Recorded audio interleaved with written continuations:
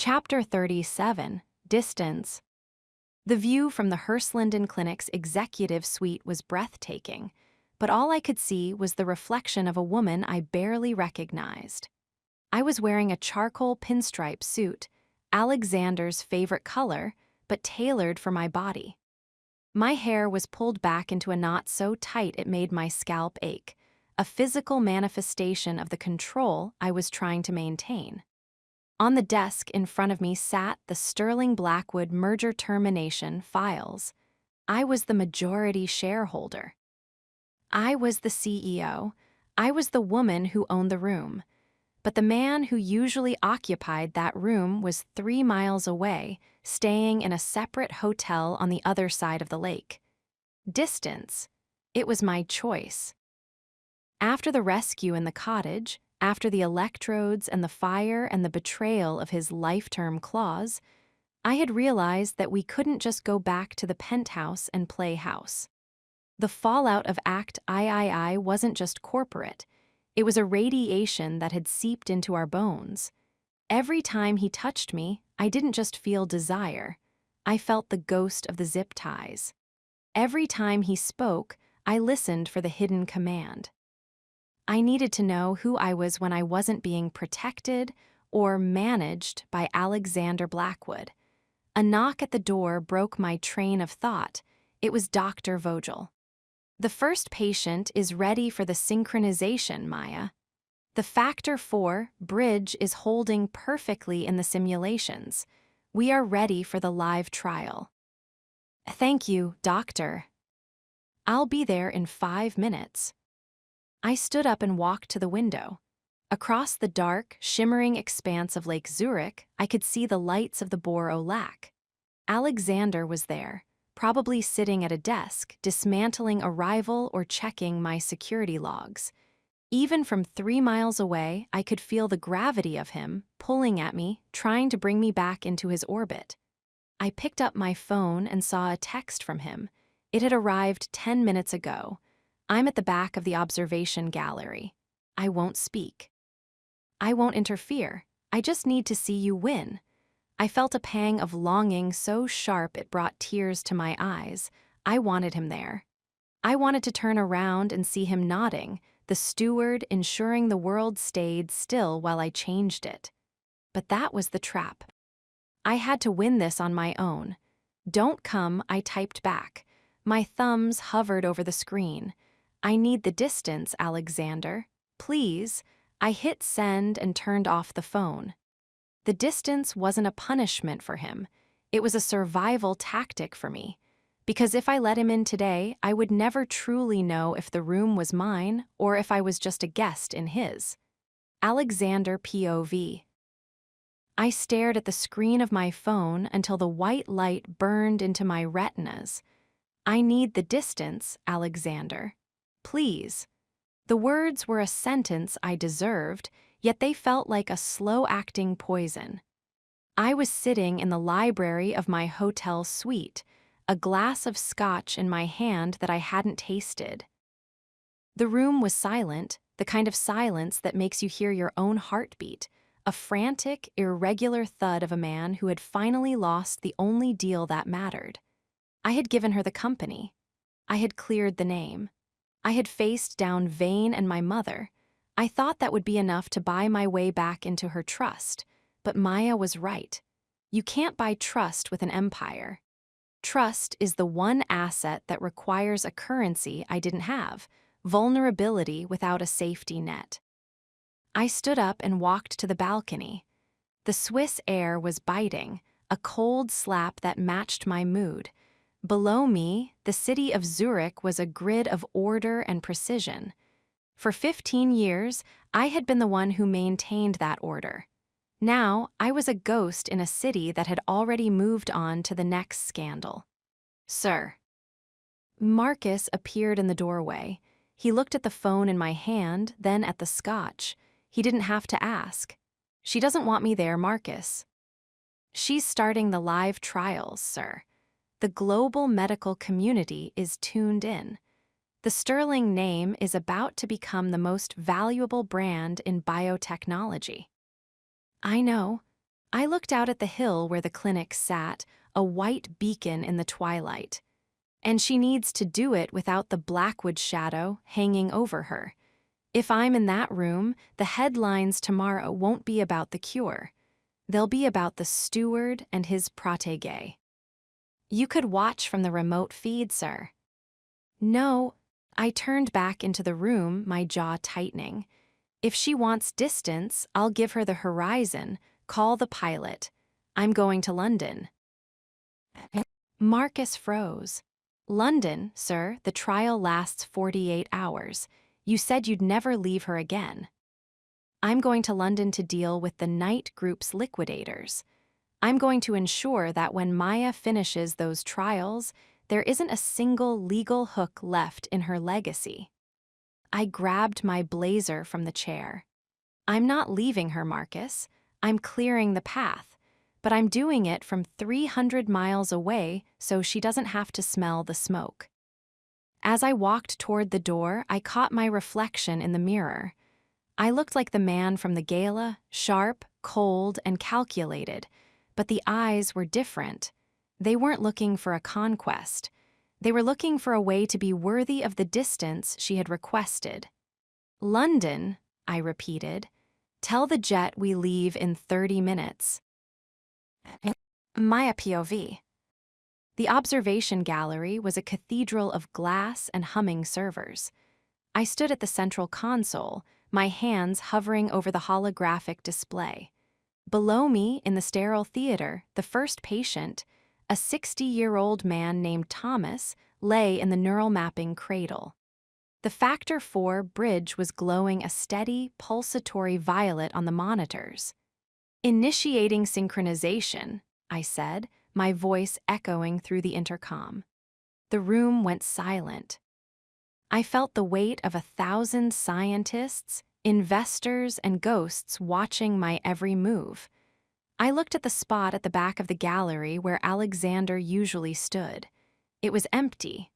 A hollow ache opened up in my chest. I wanted his heat. I wanted the way he leaned in and whispered, "Own them," right before I spoke. But then I looked at the monitors. I saw the neural pathways of a dying man beginning to reconnect. I saw the data my father had dreamed of 30 years ago finally becoming a reality. I wasn't the Sterling girl. I wasn't the locked-in fiancé.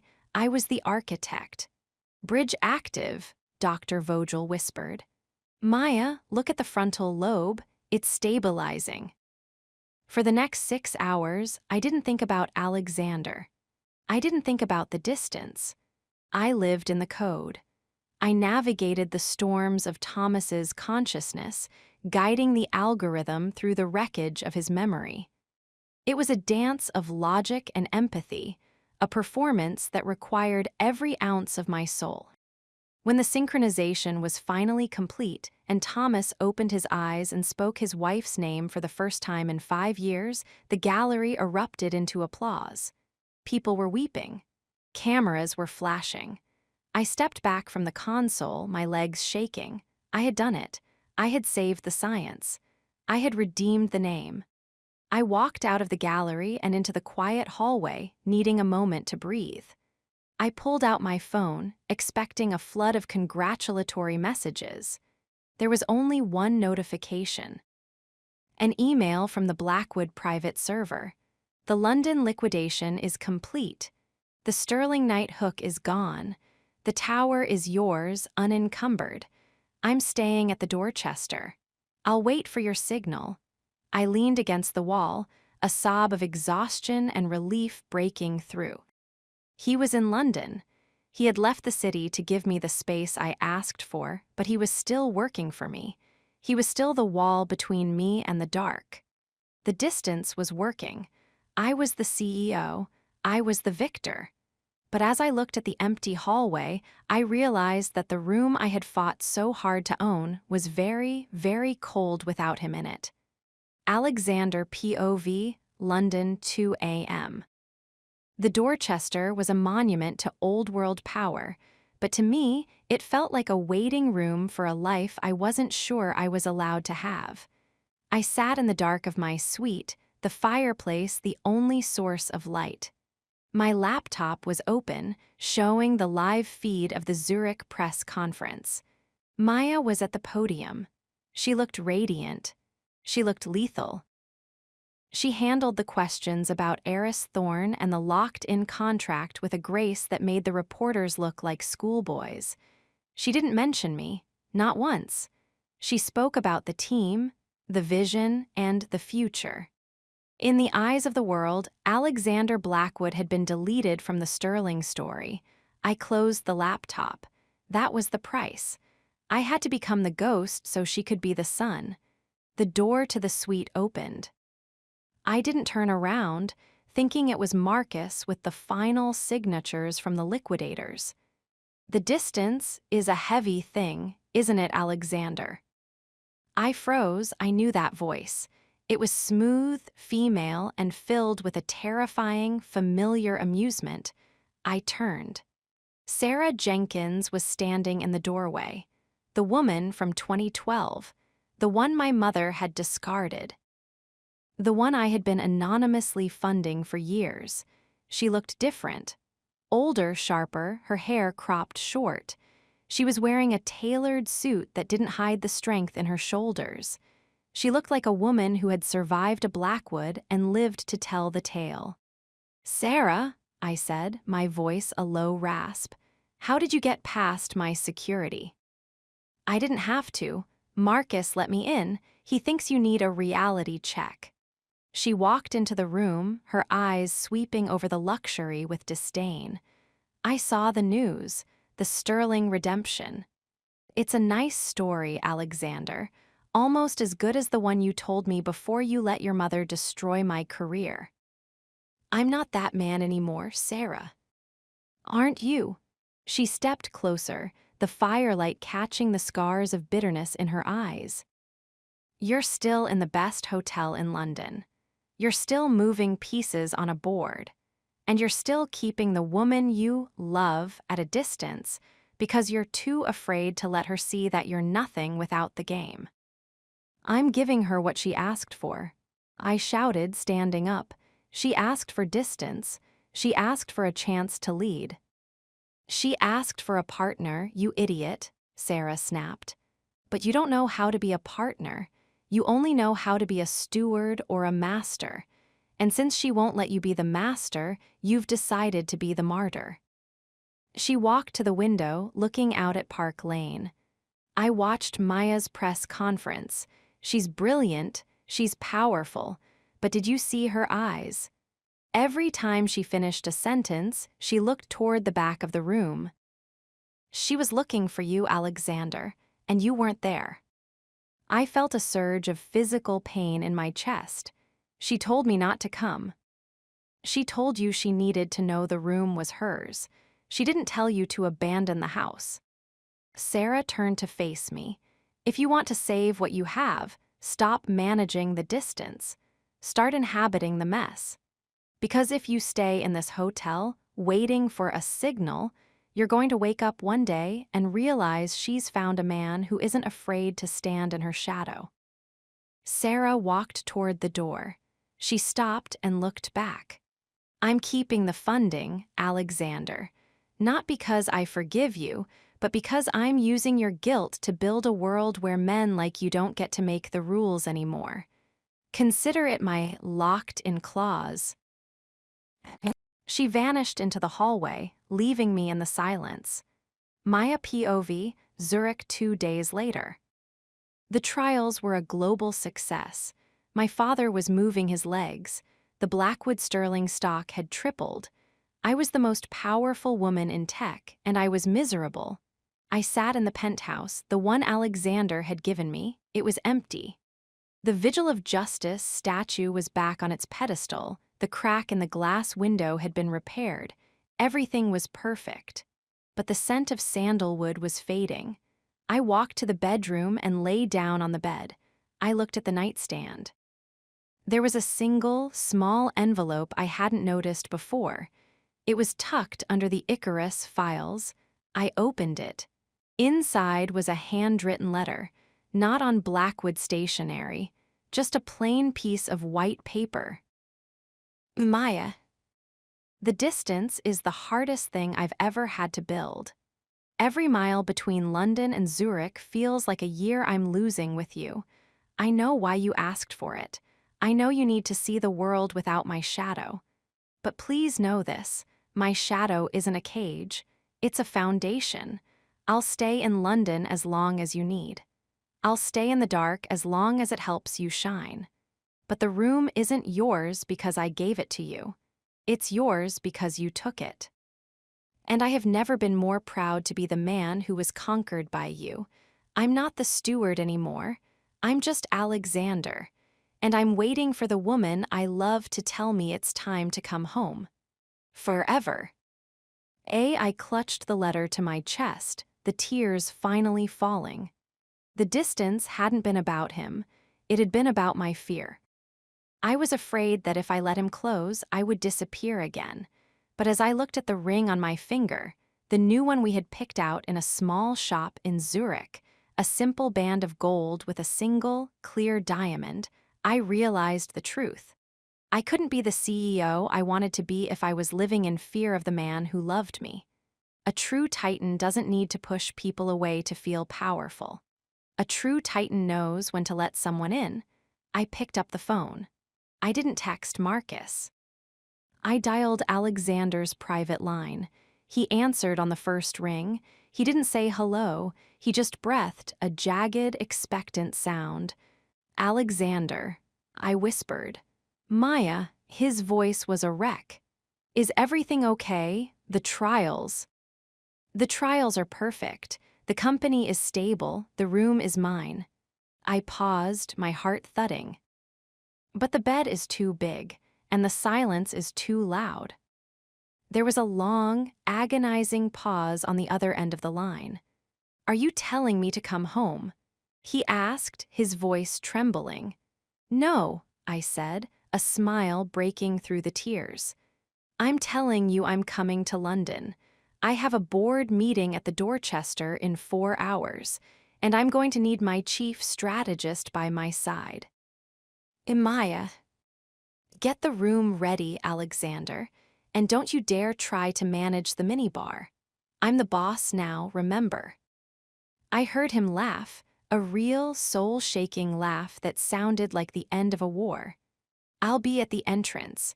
I'll be the one not wearing the crown. Alexander POV, London evening. The lobby of the Dorchester was a swarm of high society noise and flashbulbs. I stood by the grand staircase wearing a simple black suit, my hands in my pockets. I wasn't the center of attention. No one was looking at the resigned CEO. They were looking for the woman of the hour. The doors opened. Maya walked in. She was wearing a gown of emerald silk, the same color as the dress she wore the first night we met. She looked like a goddess of fire and intellect. The press surged forward, the questions a roar of Miss Sterling. And the Horizon's success. She didn't stop for them. She didn't look at the cameras. She looked at me.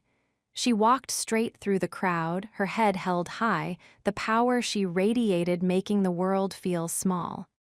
She stopped in front of me, her hazel eyes dancing with a lethal, beautiful joy.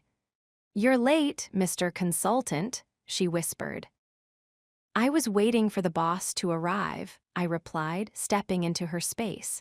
She reached up and took my face in her hands. She didn't care about the optics.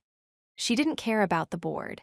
She kissed me right there in the middle of the Dorchester lobby, a long, deep public reclamation.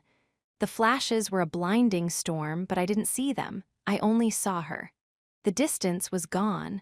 The fallout was over. We were locked in again. But this time, the room was ours, and the doors were wide open. Let's go to work, Maya said, pulling back and taking my hand. Together, I agreed. We walked up the stairs, hand in hand, leaving the noise behind. The distance had been the final test, and we had passed. The Blackwood Sterling era had begun. And as I looked at the woman beside me, I realized that I hadn't just lost an empire. I had gained a soul. The board meeting was a triumph, but the night that followed was the real victory. We stayed in the suite, the lights of London glittering outside. We didn't talk about the science. We didn't talk about the theft. We just were. Alexander was different. The steward was gone, replaced by a man who was finally comfortable in his own skin. He didn't try to control the conversation. He didn't try to manage the mood. He just loved me. Act I is almost over, Maya, he whispered as we lay in the dark. I know. What's Act IV? I turned in his arms, my forehead resting against his. Act IV is the claim, the part where we show the world that we're not just survivors. We're the ones who define the rules. I like the sound of that, he murmured, pulling me closer. The distance was a memory. The fallout was the foundation. And as the sun began to rise over the Thames, I realized that for the first time in my life, I wasn't running from the fire. I was the one holding the match. Next chapter, chapter 38, his regret.